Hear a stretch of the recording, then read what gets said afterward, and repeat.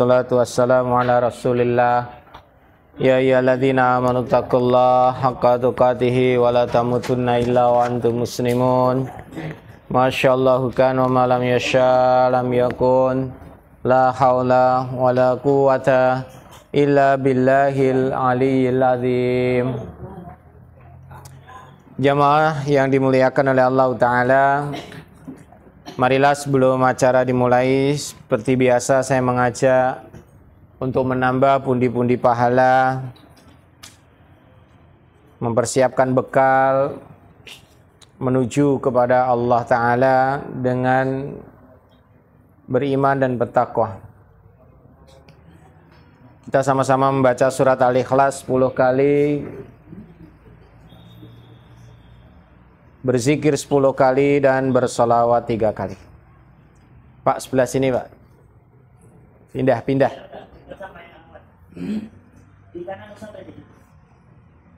Kasih jalan nak. Maju nak. Nah.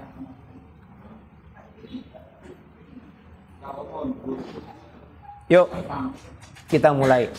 A'udzu billahi minasyaitonir rajim. Bismillahirrahmanirrahim. Qul huwallahu ahad, Allahus samad, lam yalid wa lam yulad wa lam yakul lahu kufuwan ahad. Bismillahirrahmanirrahim. Qul huwallahu ahad, Allahus samad, lam yalid wa lam yulad wa lam yakul lahu kufuwan ahad. Bismillahirrahmanirrahim. Qul huwallahu ahad, Allahus samad, lam yalid wa lam yulad wa lam yakul lahu kufuwan ahad. Bismillahirrahmanirrahim. Qul huwallahu ahad, Allahus samad, lam yalid wa lam yulad wa lam yakul lahu kufuwan ahad. Bismillahirrahmanirrahim. Qul huwallahu ahad, Allahus samad, lam yalid wa lam yulad wa lam yakul lahu kufuwan ahad. Bismillahirrahmanirrahim. Qul huwallahu ahad, Allahus samad, lam yalid wa lam yulad wa lam yakul lahu kufuwan ahad. Bismillahirrahmanirrahim. Qul huwallahu ahad, Allahus samad, lam yalid wa lam yulad wa lam yakul lahu kufuwan ahad. Bismillahirrahmanirrahim. Qul huwallahu ahad, Allahus samad, lam yalid wa lam yulad wa lam yakul lahu kufuwan ahad. Bismillahirrahmanirrahim. Qul huwallahu ahad, Allahus samad, lam yalid wa lam yulad wa lam yakul lahu kufuwan ahad. Bismillahirrahmanirrahim. Qul huwallahu ahad, Allahus samad, lam yalid wa lam yulad wa lam yakul lahu kufuwan ahad. La ilaha illallah wahdahu la syarika lah, lahul mulku wa lahul hamdu wa huwa ala kulli syai'in qadir. La ilaha illallah wahdahu la syarika lah, lahul mulku wa lahul hamdu wa huwa ala kulli syai'in qadir. La ilaha illallah wahdahu la syarika lah, lahul mulku wa lahul hamdu wa huwa ala kulli syai'in qadir. La ilaha illallah wahdahu la syarika lah, lahul mulku wa lahul hamdu wa huwa ala kulli syai'in qadir.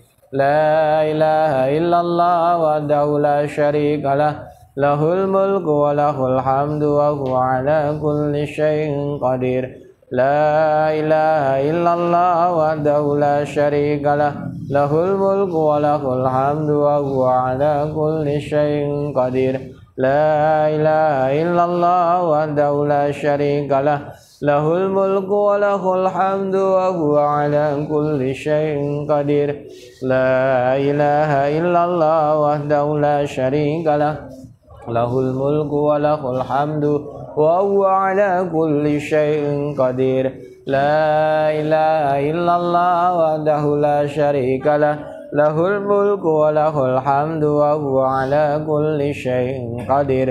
La ilaha illallah wahdahu la syarika lah, lahul mulku wa lahul hamdu wa huwa ala kulli syai'in qadir.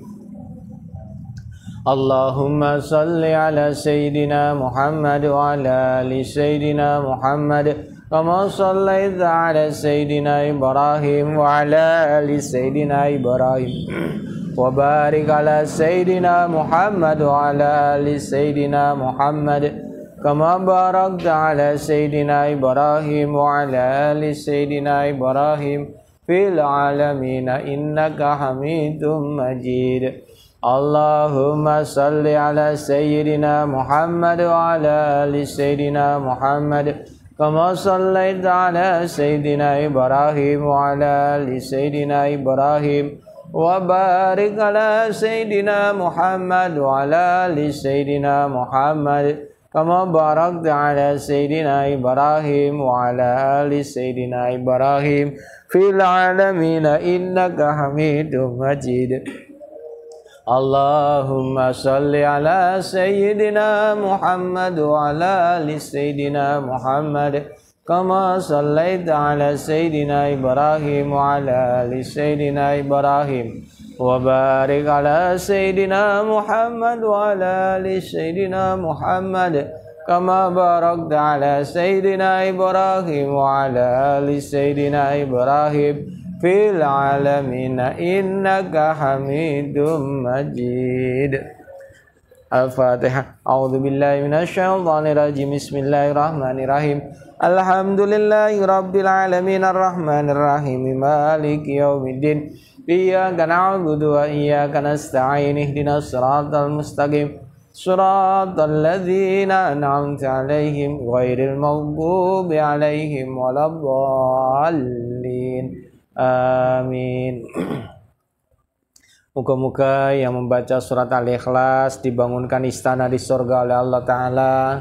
Moga-moga yang berzikir kepada Allah dilipat gandakan pahalanya, digugurkan dosa-dosanya, dilapangkan rezekinya, dimudahkan semua urusannya, ditinggikan derajatnya oleh Allah Ta'ala, dilindungi dari gangguan syaitan dan kejahatan makhluk Allah lainnya. Moga-moga yang bersolawat kepada Nabi kelak mendapatkan syafaat di yaumul qiyamah dengan rahmat Allah. Moga-moga kita semua menjadi ahlul jannah. Amin. Allahumma amin ya rabbal alamin.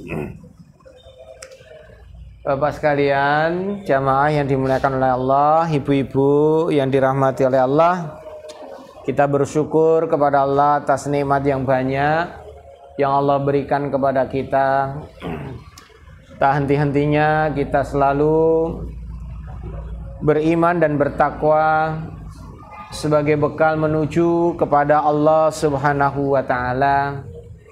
Karena tidak ada bekal yang terbaik untuk kembali kepada Allah kecuali dengan membawa iman dan takwa, di mana tidak ada pertolongan dan pelindungan kecuali pertolongan dan pelindungan dari Allah Subhanahu wa Ta'ala.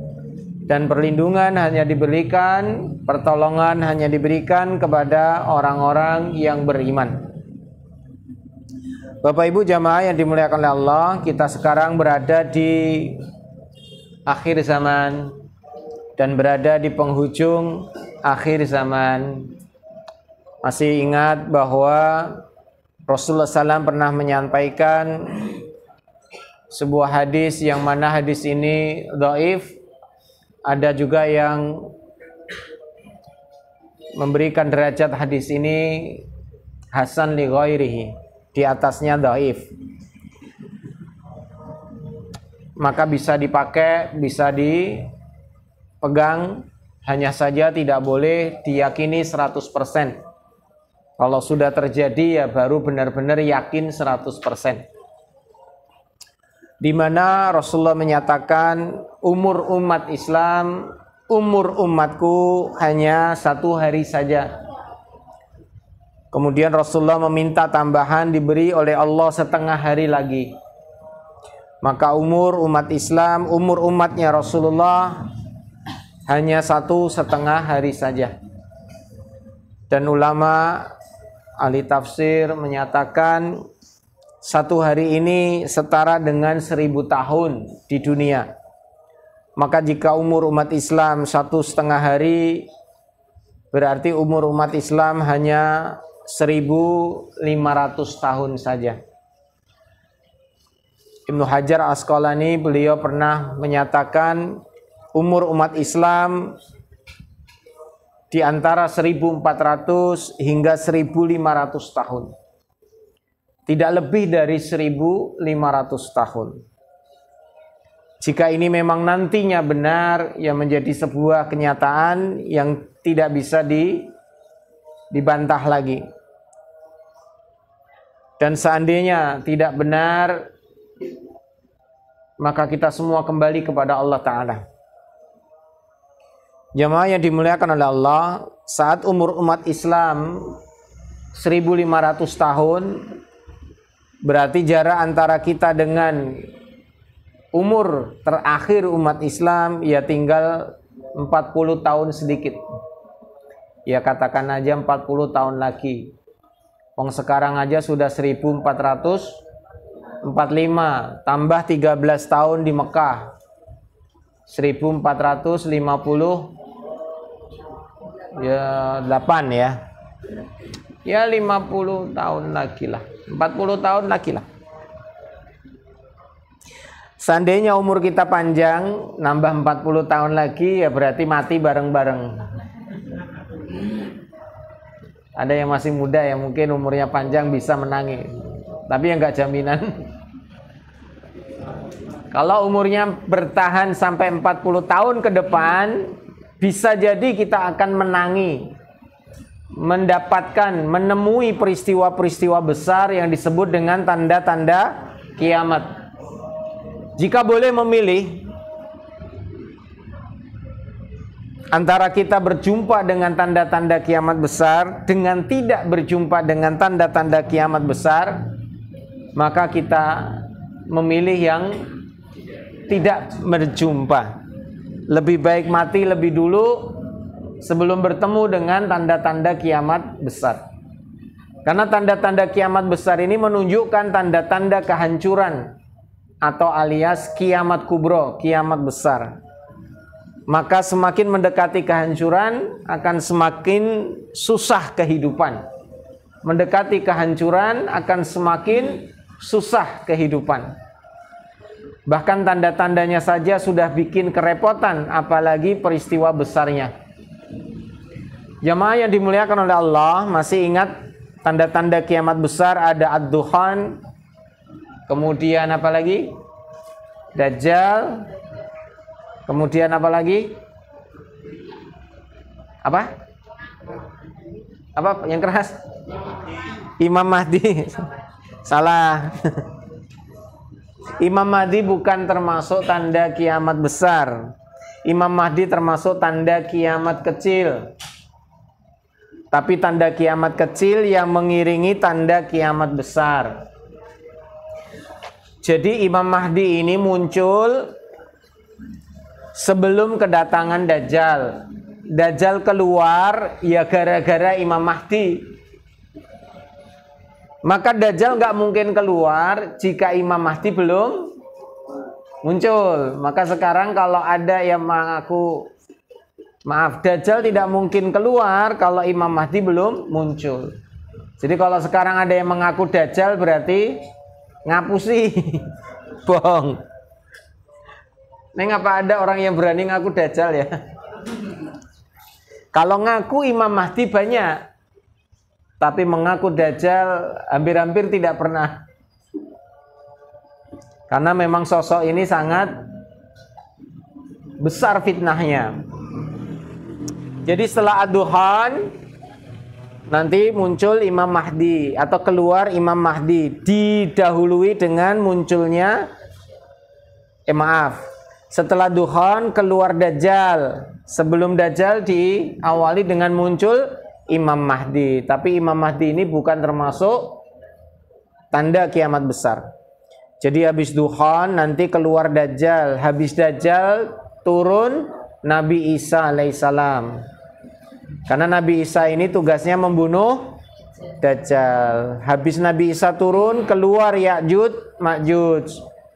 Nabi Isa belum meninggal, belum mati, karena tugas Nabi Isa berdoa kepada Allah untuk kematian Ya'juj dan Ma'juj.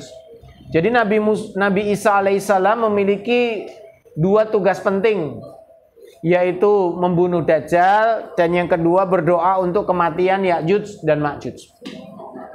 Ini tugas penting dari Nabi Isa, ditambah dengan tugas-tugas yang lain.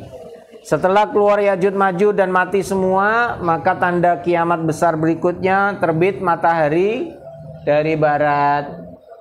Setelah matahari terbit dari barat, keluar dabbah atau dabbatul ard. Dabbah ini binatang melata. Setelah keluar dabbah, muncul angin lembut, angin sejuk, baunya seperti kasturi, terasa dingin. Jadi angin ini rasanya dingin, tidak panas kayak Semarang. Jadi sejuk banget airnya, anginnya ini sejuk, dingin. Kemudian baunya wangi seperti kasturi. Keluar dari negeri Yaman, menjelajah ke seluruh bumi, mencabut orang-orang yang beriman. Sejak saat itulah nanti orang beriman tidak ada lagi di muka bumi. Maka umur umat Islam terakhir yaitu saat angin ini muncul. Jadi kalau angin ini sudah muncul, berarti tandanya umur umat Islam benar-benar sudah finish, sudah selesai. Tidak ada lagi umat Islam, nggak ada lagi orang beriman di muka bumi. Selanjutnya tanda besar berikutnya hanya dirasa oleh orang-orang kafir saja, yaitu adanya penenggelaman bumi. Ada yang dari penenggelaman bumi barat, bumi timur, dan bumi tengah. Bumi tengah itu ya Jazirah Arab. Kemudian tersisa negeri Syam dan negeri Yaman. Dua negeri inilah nanti yang akan bertahan saat sangkakala ditiup. Dan keluar tanda kiamat terakhir, yaitu api yang berasal dari negeri Yaman menggiring manusia ke negeri Syam. Saat itulah kemudian manusia berkumpul di negeri Syam, ditiuplah sangkakala, selesailah peradaban manusia, selesailah kehidupan dunia. Maka ulama mengatakan sesungguhnya manusia diciptakan oleh Allah untuk akhirat. Manusia tidak diciptakan untuk dunia. Apa buktinya? Manusia pasti mati. Kalau mati nama lainnya meninggal dunia. Meninggalkan dunia berarti memang dia tidak akan hidup di dunia. Karena manusia diciptakan untuk hidup di akhirat. Selamanya di neraka atau selamanya di sorga. Yang kedua, suka ndak suka, mau ndak mau, manusia pasti meninggalkan dunia ini. Karena selain dia mati atau dunianya yang dihancurkan. Sehingga kalau dunia dihancurkan ya nggak akan ada lagi dunia. Manusia nggak mungkin tinggal di sana. Mati juga semuanya. Dan mereka hidup di alam yang baru, di kehidupan yang berbeda, sama sekali berbeda dengan dunia. Saya ulangi, sama sekali berbeda dengan dunia. Saya ulangi, sama sekali berbeda dengan dunia. Hari ini ada yang merasa banyak masalah. Di surga nggak pernah ada masalah. Ada yang mau masuk surga? Alhamdulillah. Insya Allah tidak dapat masalah. Siapa yang punya utang? Moga-moga lunas utangnya, amin. Pusing mikirin utang ya.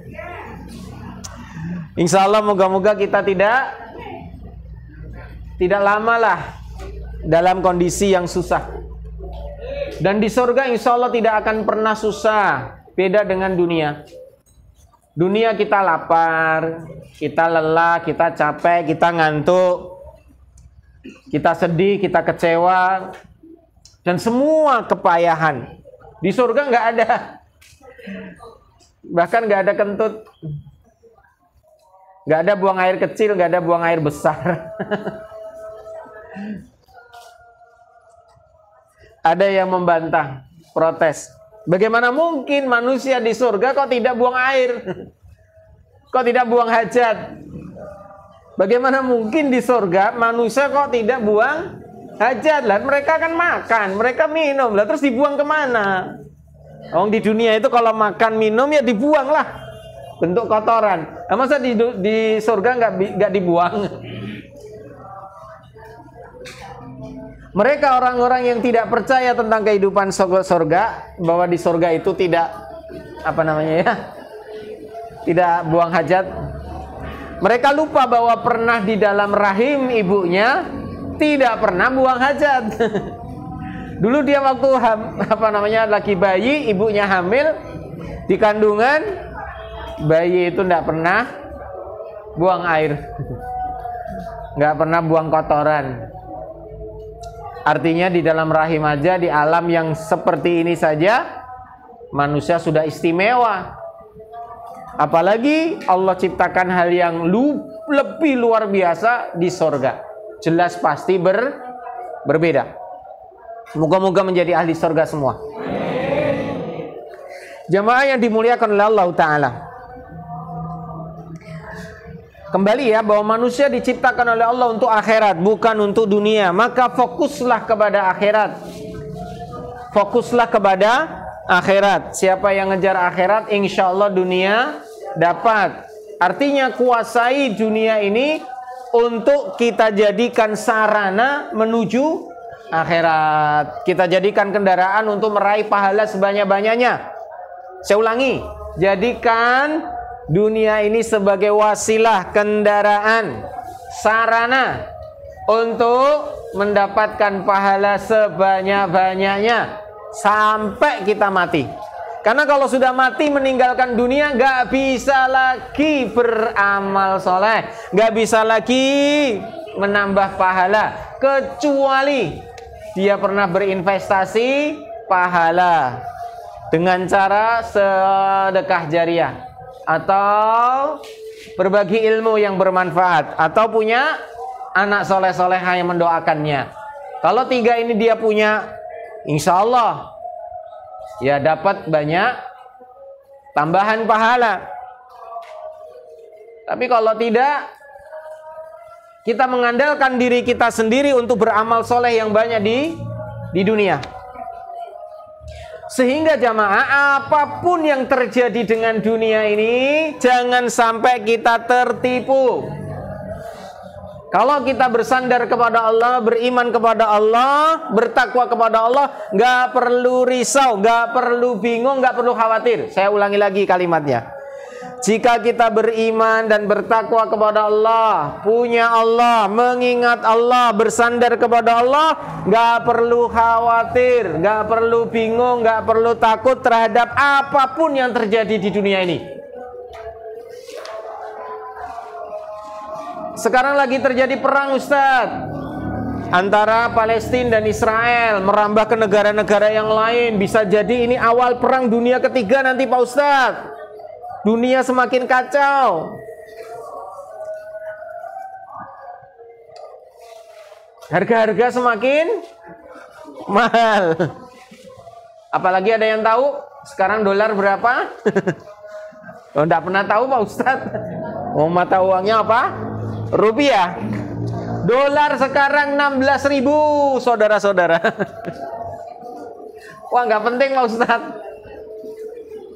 Bagi pemerhati akhir zaman itu penting banget. Karena semakin tinggi nilai dolar berarti semakin rendah nilai apa? Rupiah. Berarti uang kita tidak ada harganya. Ini menunjukkan tanda-tanda barang-barang semakin mahal, bahan pokok semakin langka, ditambah dengan panas yang panjang di tahun ini. Curah hujan sangat sedikit. Tidak hanya dialami bangsa kita Indonesia, tapi hampir seluruh dunia. Pemanasan global yang sangat luar biasa. Belum lagi di beberapa belahan dunia lain terjadi banjir. Belum terjadi bencana yang membuat stok pangan menipis di seluruh dunia. Belum lagi gonjang-ganjing mata uang dolar yang semakin menguat ini menjadikan mata uang di beberapa negara melemah. Akhirnya apa? Mahal barang-barang. Belum lagi ditambah dengan konflik Timur Tengah, terutama Palestina dengan Israel. Belum lagi Rusia dengan Ukraina, yang semua ini sesungguhnya bukan perang dua negara saja, tapi perang hampir seluruh dunia. Siapa yang membela ada di belakangnya. Rusia punya follower, Ukraina juga punya follower, Palestina punya follower, Israel juga punya follower. Indonesia ikut siapa? Palestina. Amerika ikut siapa? Israel. Kalau kita perang melawan siapa berarti? Amerika. Sudah siap belum? Karena perang ini sudah dimulai lama. Karena kalau kita berbicara tentang perang akhir zaman, bukan perang fisik saja. Sekarang sudah dimulai dengan perang dengan internet, boleh. Perang dengan media sosial, perang dengan jurnalis yang mereka tidak berpihak kepada umat Islam, berperang dalam bentuk media, berperang dalam bentuk berita yang tersebar di seluruh dunia. Palestina yang salah, karena yang punya dunia, yang punya media, ya Yahudi dan balakurawanya. Akhirnya Palestina tersudutkan, dan negara-negara yang membela Palestina berarti musuh mereka. Berarti Amerika menjadikan Indonesia termasuk ya musuh, kerak bolok. Sehingga jamaah yang dimuliakan oleh Allah, konflik Palestina dan Israel bukan konflik biasa. Meskipun terus berulang setiap tahun ada. Bahkan hampir-hampir setiap tahun mesti ono demo Palestina. Benar tidak? Nanti hilang lagi, besok tahun depan ada lagi. Ini akan terus sampai kapan? Sampai Imam Mahdi muncul dan membebaskan Al-Aqsa untuk yang terakhir kalinya. Sehingga orang Yahudi semuanya akan terusir dari negeri Palestina, terusir dari negeri Syam, dan terusir dari seluruh negeri-negeri Muslim lainnya. Dan saat Al-Mahdi nanti bersama Nabi Isa, di mana Dajjal telah mati, orang-orang Yahudi seluruh dunia juga ikut mati. Dan Yahudi tidak akan ada lagi di muka bumi. Karena di mana di situ ada orang Yahudi, maka orang Muslim diminta untuk membunuhnya. Bahkan terjadi keajaiban di saat itu nanti, peristiwa yang akan datang ini, tembok pun bisa bicara, pohon pun bisa bicara, batu pun bisa bicara, dan semua ngomong yang sama. Hei Muslim, sini, tak kasih tahu, itu ada orang Yahudi, bunuh dia. Malah kita disuruh oleh pohon tersebut untuk apa? Membunuh orang Yahudi. Hei Muslim, sini, tuh di bawah batu itu ada orang Yahudi, pateni, pateni. Disuruh membunuh mereka. Dan itu akan benar-benar terjadi, di mana batu bicara, pohon bicara, tembok bicara, barang-barang bicara, bahkan binatang pun akan bicara. Bahkan kata Nabi, tali sepatu pun akan bicara. Dan ini akan terjadi di akhir zaman. Hanya pohon gorkot saja yang tidak akan bicara. Sampai sahabat bertanya, kenapa ya Rasulullah? Karena pohon gorkot adalah pohonnya orang-orang Yahudi. Maka mereka yang bersembunyi di pohon gorkot, ya pohon itu diam saja, nggak ngasih tahu. Nah, kalau bersembunyi di buah zaitun, di pohon zaitun, ya pohon zaitun akan bicara. Bersembunyi di pohon tin, ya pohon tin berbicara. Kalau di sini ada pohon mangga, ya sembunyi di pohon mangga, ya pohon mangganya bicara. Maka tidak ada tempat tersembunyi untuk orang-orang Yahudi. Habis mereka nanti. Dan ini pasti terjadi. Dan orang Yahudi yakin dengan hadis Nabi ini 100%. Mereka tahu betul bahwa nanti akan terusir kembali dari negeri Syam. Mereka tahu betul akan terbantai di akhir zaman. Mereka sadar betul pohon gorkot yang akan melindungi mereka. Maka sesungguhnya orang Yahudi adalah manusia yang paling pengecut, paling tahu akhir hidupnya. Tapi mereka bikin banyak masalah di muka bumi. Ya memang tabiatnya begitu. Dan perang sudah dimulai dari perang media sosial, belum lagi perang budaya, belum lagi perang dalam dunia pendidikan, belum lagi dalam perang dunia ekonomi, belum lagi dalam dunia finansial, dan seluruh aspek kehidupan kita ini sesungguhnya sedang berperang. Paling sadar harus kita sadar adalah kita ini sesungguhnya sedang berperang dengan iman dan kekufuran, antara orang-orang yang beriman dan orang-orang yang kufur. Mereka mengajak kita kepada kekufuran, maka kalau kita nggak bertahan dalam keimanan, habislah kita. Karena tujuan orang-orang Yahudi, orang-orang Nasrani, mereka menyesatkan kita umat Islam agar keluar dari syariah dan sunnahnya Nabi SAW. Walan tarda angkal Yahudu walan Nasara hatta tattabi'a millatahum. Sesungguhnya orang-orang Yahudi dan Nasrani selamanya tidak akan pernah redha kepada kalian sebelum kalian mengikuti milah mereka, ajaran mereka, tata cara mereka, agama mereka, budaya mereka. Nah itu. Jadi orang Yahudi Nasrani itu tidak memaksa kita keluar Islam dan murtad aja lo, keluar Islam enggak. Wong mereka itu hanya menginginkan umat Islam jauh dari Al-Quran, umat Islam jauh dari sunnah. Itu udah cukup bagi mereka. Ditambah lagi mereka itu melihat umat Islam mengikuti tata caranya, itu sudah menang mereka. Tahun baru 1 Januari, berbondong-bondong umat Islam seperti mereka. Ikut apa? Ya malam tahun baruan lah. Bakar duit. Nah, duitnya dibakar. Makan jagung, ya. Jagung mah halal lah. Nauzubillah min dzalik. Sampai budaya-budaya terbawa ke Indonesia, akhirnya menjadikan pola pikir anak-anak kita, remaja kita, pemuda kita, orang-orang tua kita jauh dari Islam. Bahkan mereka-mereka mungkin yang mengikuti milah-milah Yahudi dan Nasrani ini dikatakan orang-orang yang keren, orang-orang yang modern, orang-orang yang luar biasa. Padahal sesungguhnya mereka jauh dari Allah Subhanahu wa Ta'ala. Contoh saja, kalau mau nikah, pacaran dulu. Masa nikah nggak pacaran? Nah kalau nggak pacaran, calonnya mana? Akhirnya banyak anak-anak remaja, anak-anak muda pacaran. Yang nggak pacaran dibully, dianggap nggak laku. Yang pacaran gonta-ganti pasangan, akhirnya depresi, gantung diri. Siapa yang senang? Oh, setan, tepuk tangan. Siapa yang senang lagi? Oh, ya itu tadi musuh-musuh Allah, Yahudi dan Nasrani ini senang banget.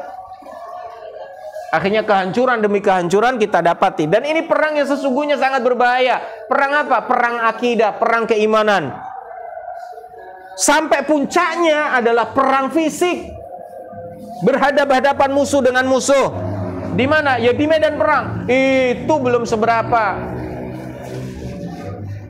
Karena sesungguhnya perang yang dahsyat adalah perang tentang keimanan.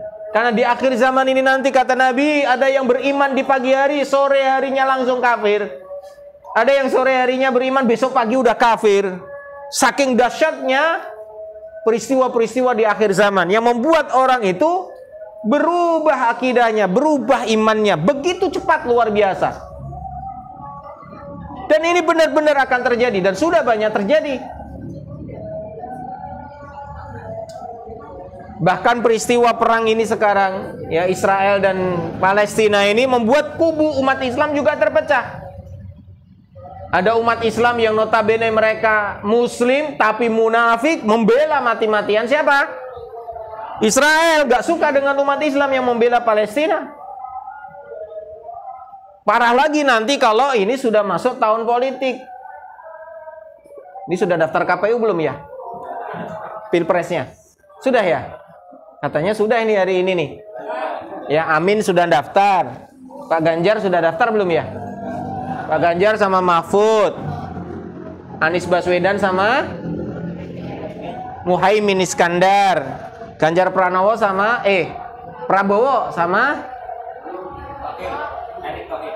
Erick Thohir. Sudah pasti ya? Oh bukan Gibran ya? Perhatian baik-baik. Halo, halo, halo. Siapapun presidennya, saya ulangi ya, siapapun presidennya, tetap dunia akan semakin susah. Siapapun presidennya, dunia tetap semakin susah. Karena mendekati tanda-tanda kiamat besar, dunia akan mendekati yang namanya titik kritis. Ekonomi semakin sulit, pangan semakin sulit, kehidupan semakin sulit, pengangguran semakin banyak, kemaksiatan semakin merajalela, yang halal menjadi abu-abu, yang haram menjadi abu-abu juga, sehingga nggak jelas ini halal atau haram. Dan ini terjadi luar biasa. Siapapun nanti presidennya tidak akan mengubah keadaan dunia dan Indonesia. Tetap semakin lama semakin susah. Tapi ingat jamaah, yang saya sampaikan di awal, apapun keadaan dunia, kalau kita beriman dan bertakwa tidak masalah. Kenapa? Karena Allah Subhanahu wa ta'ala akan selalu menjamin orang yang beriman dan bertakwa dalam pertolongan dan perlindungannya. Maka ada doa dan zikir yang biasa kita ucapkan, yaitu hasbunallah wa ni'mal wakil, ni'mal maula wa ni'man nasir. Cukuplah Allah sebagai wali kita, cukuplah Allah sebagai penolong pelindung kita. Maka insya Allah orang beriman dan bertakwa dalam jaminan Allah, nggak bakal kelaparan, nggak bakal susah. Yakinlah. Maka kalau ada orang kok merasa masih susah, masih bingung, masih kacau, berarti indikasinya imannya belum kuat, takwanya belum maksimal. Karena kata Nabi, orang beriman itu apapun kondisinya menguntungkan. Jika dapat nikmat mereka bersyukur, itu baik untuknya, dapat pahala. Jika dapat masalah musibah mereka bersabar, itu baik untuknya, dapat pahala. Sama-sama dapat pahala. Hari ini dolar jadi 16.000, besok naik lagi. Wah, bahaya ini. Orang bilang bahaya, ya sudah, mau gimana lagi? Kita terima saja. Innalillah. Kembalikan aja semua kepada Allah. Dan yakinlah orang beriman dan bertakwa dicukupi. Selama masih hidup, rezeki selalu ada. Ulangi kalimatnya. Selama masih hidup, rezeki selalu ada. Kapan rezeki habis? Kalau sudah mati. Selama masih hidup gak bakalan kurang, selalu akan dicukupi. Masalahnya sekarang kita merasa kurang cukup karena kita punya parameter dari yang lain. Kita membandingkan sama yang lain, janjinya cukup karena merasa kurang karena melihat orang lain. Wong kita ini sama orang kaya tuh nggak ada bedanya, sama-sama makannya ya nasi, sama-sama ya satu piring. Yang punya utang sama yang nggak punya utang ya sama-sama makan, sama-sama yang ngantuk, sama-sama tidur. Emang orang kalau kaya nggak ngantuk? Ya ngantuk sama. Emang orang kaya nggak lapar? Ya lapar sama. Podo wae ngeleh. Miskin kaya sama saja ternyata. Maka yang membedakan apa? Orang yang beriman sikapnya berbeda. Ya Allah, kalau kurang ya sabar, lebih ya syukur. Allah itu selalu apa tadi? Mencukupi. Tenang saja Bapak Ibu. Beras mahal, ora apa-apa. Ndok mundah, ora apa-apa. Kabeh mundah Pak Ustadz, ora apa-apa. Kita punya Allah yang maha kaya. Pas butuh pas ada. Ya Allah, yakin sama Allah. Kalau kita ragu dengan ini, hati-hati akidah kita, hati-hati keimanan kita. Bahkan di saat nanti peristiwa ad-duhan terjadi, di saat Dajjal keluar, di saat perang akhir zaman begitu rupa luar biasa, sampai yang namanya Ya'juj Ma'juj itu nanti keluar, nggak ada yang bisa dimakan, nggak ada yang bisa diminum. Duhan itu loh, saat nanti tiba di tengah-tengah manusia, dalam kondisi manusia yang tidak bisa melihat apa-apa, karena dukhon itu kabut panas kabut yang warnanya hitam menutupi cahaya matahari sehingga gelap gulita seluruh dunia. Nggak ada cahaya yang bisa ditembus. Sehingga membuat manusia saat itu tidak tahu ini sudah berapa hari ya. Padahal ad-dukhan itu kalau dihitung hari, kata Nabi lamanya 40 hari. Tapi kita nggak bisa ngitung ini. Ini sudah berapa hari ini dukhan nih. Seandainya kita menemui peristiwa itu, kita tahu nih hadis Nabi nih. Berapa lama dukhan? 40 hari. Sangat panas.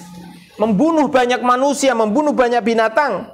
Bahkan dianjurkan oleh Nabi untuk kita bersembunyi, jangan keluar dari rumah. Karena yang keluar dari rumah banyak yang mati bergelimpangan. Saking panasnya, tebal pekat kabutnya, sampai menutupi matahari dan gelap gulita saat itu. Semua makanan habis, gak ada yang bisa dimakan. Semua air tercemar, gak ada yang bisa diminum. Apalagi yang hidup di perumahan, klaster lagi.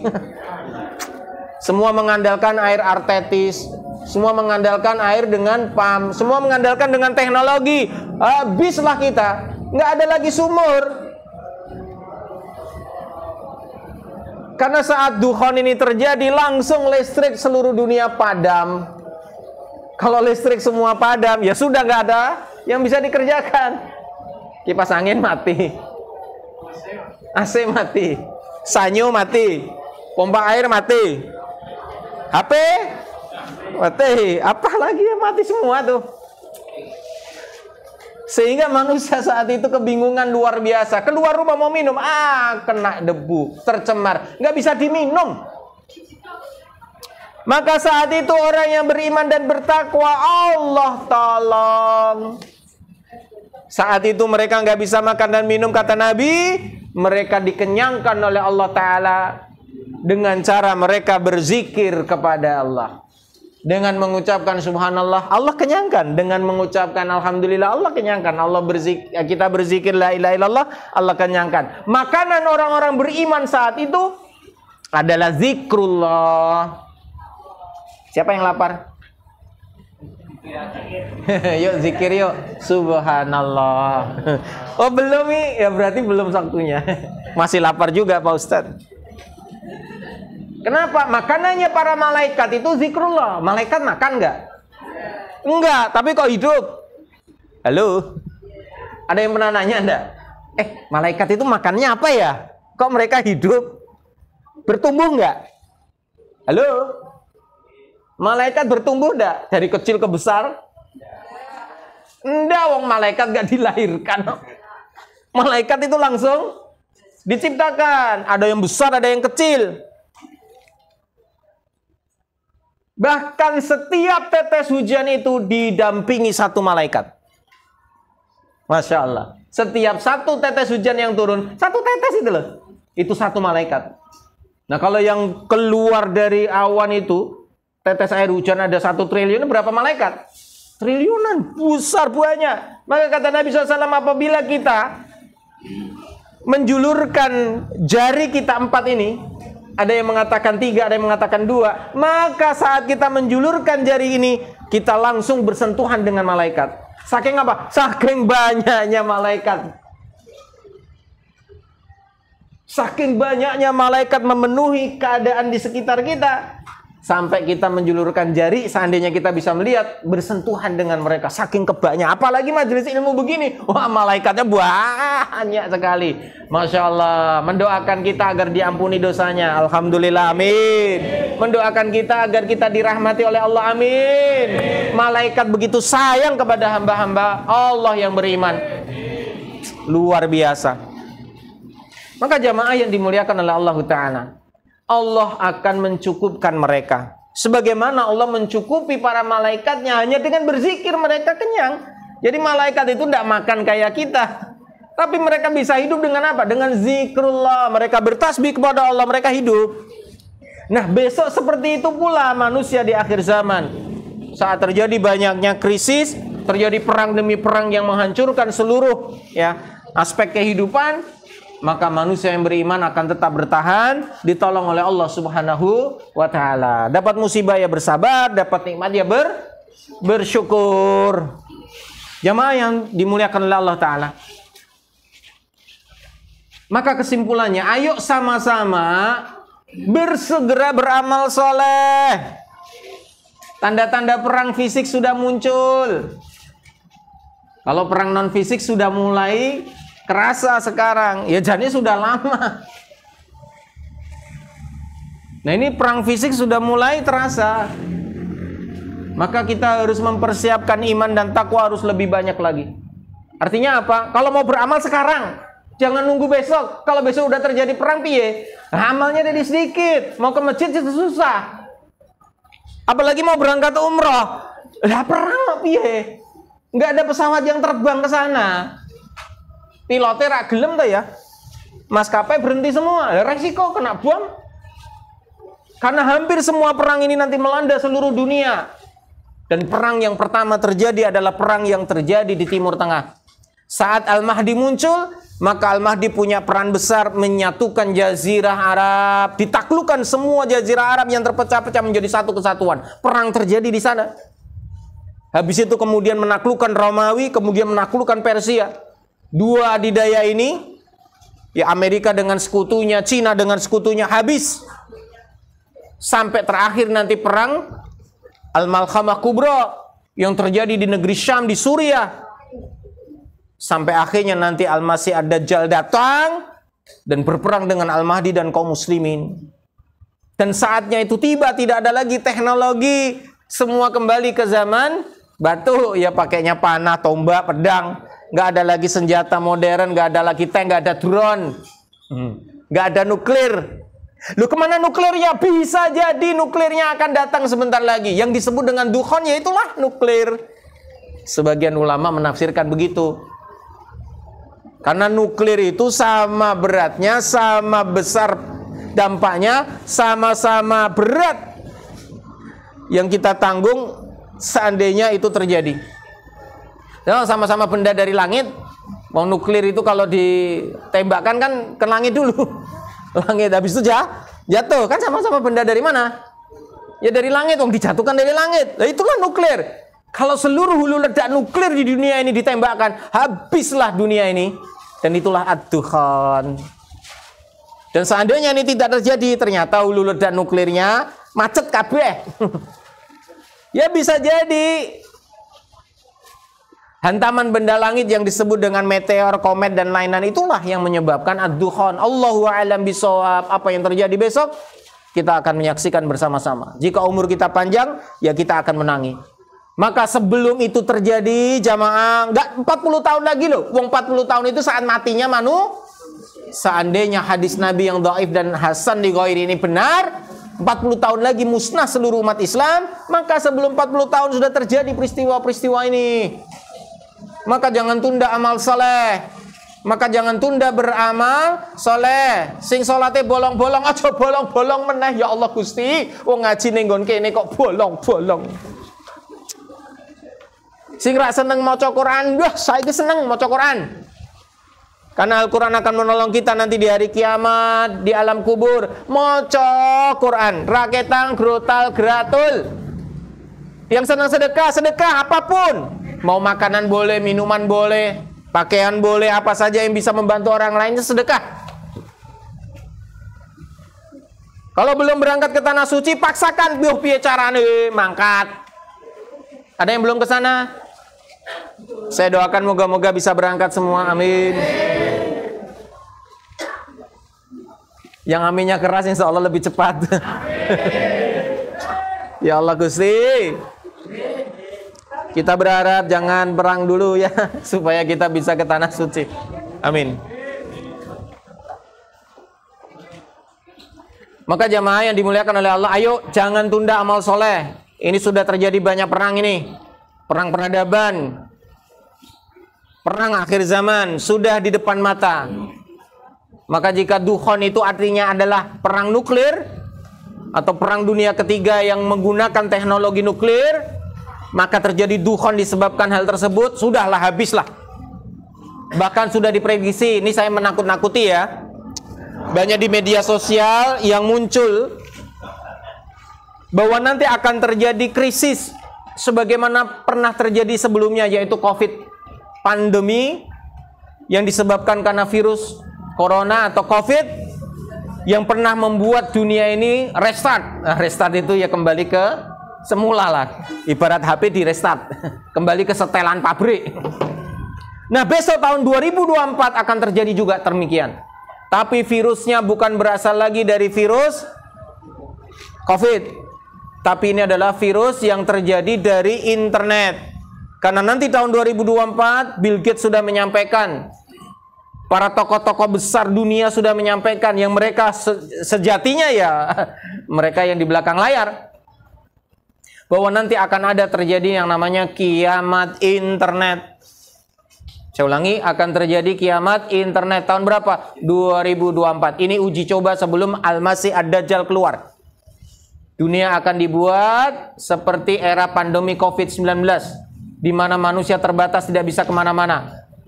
Ujung-ujungnya apa kiamat internet ini?